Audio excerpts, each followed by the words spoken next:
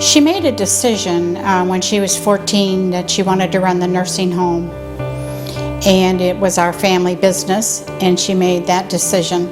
And then she stayed very focused from that point on with her grades and doing what she needed to do to fulfill her goal. She worked through, just like all of us did, you know, through the bottom up through the top, and did every job that there is.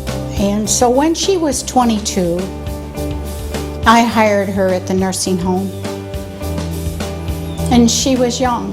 That is very young to become an administrator of our small 31-bed nursing home. I have sat in meetings with Kathy, with bankers, and listened to her explain how she was basically raised in the business, and watched her over the last 20 years that I've known her just grow this business from a single nursing home to a multi-facility provider of healthcare services.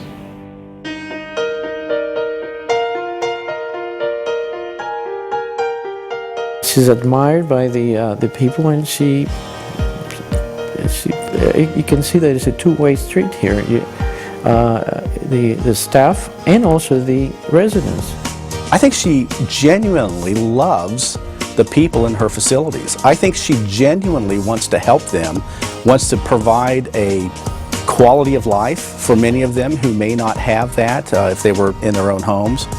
What drives Kathy, I think, is her dedication to her residents, and you know, making sure that everybody's good and has a healthy, safe environment, and her love of her employees. I've watched her interact with her employees, her office staff. I've heard her on phone conversations with other employees, be they in the nursing staff or in the dietitian staff. And I've never heard her, even with pretty serious conversations, raise her voice. I've never heard it. When someone builds a business in a particular area, it brings a lot to the table, including jobs, the opportunity for people to belong to something important, and especially when you talk about healthcare facilities and taking care of those that can't take care of themselves. She has been what I would like to call mission-driven to afford people with a better lifestyle that otherwise would not have had that.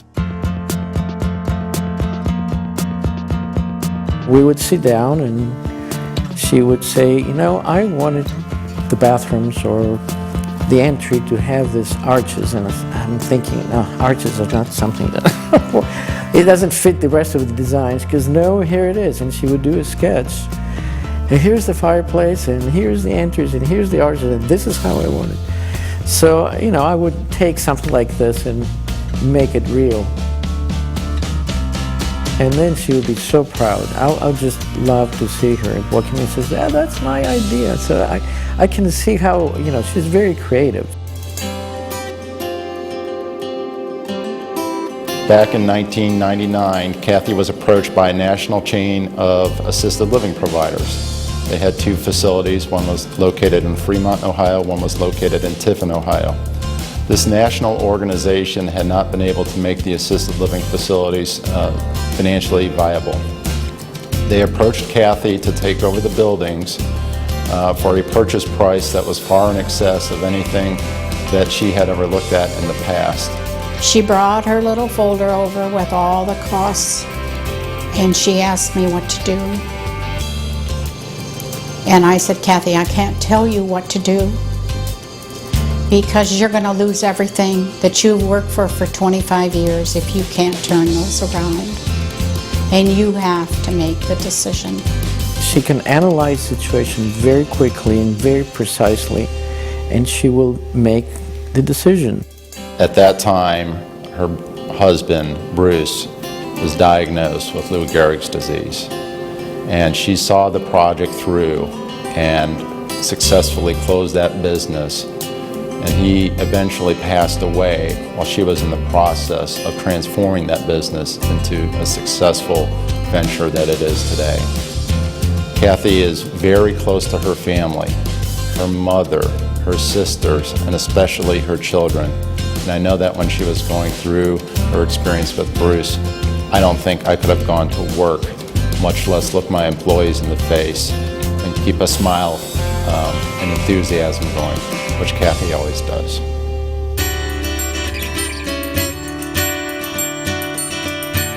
She is, I think, by far a model of what a CEO ought to be, how a CEO ought to act, what a CEO does, what a businesswoman does today. Just making sure that everybody in her world is safe and sound. And that goes, you know, to the families, the residents' families, the families of her employees. It's an extended group, everybody, you know, making sure that whatever she can do to help everybody's day or make sure that everybody's life is better one way or another, that's what she's doing. The story is always the same. It's always the personality, the smile, the let's get this done attitude, the approach to accomplishment and mission, and just a joy to be with. She wanted to make Green Springs, Ohio, the elderly capital of Ohio. And she's done very well towards that goal. Congratulations to the newest member of the Dallas-Hamilton Entrepreneurial Hall of Fame, Kathy Hunt.